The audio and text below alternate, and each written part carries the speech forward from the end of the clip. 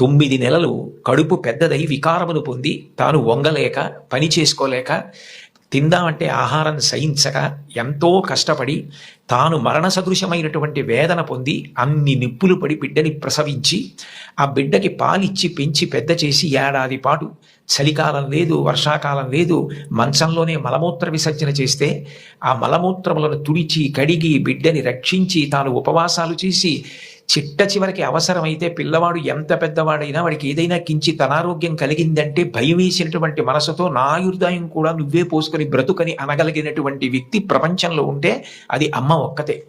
అందుకే అమ్మ లాంటి ప్రాణి లోకంలో లేదు. శాస్త్రాలు కూడా మొట్టమొదటి నమస్కారం ఎవరికి చేయించాయి అంటే మాతృదేవో భవ. మాతృదేవో భవ అంటే భగవంతుడు అమ్మ రూపంలో ఉన్నాడు అని కాదు దాని అర్థం. అమ్మయే భగవంతుడై ఉన్నది. భగవతి అమ్మ, అమ్మ భగవంతుడు రెండు కాదు. ఎందుకనంటే ప్రాణం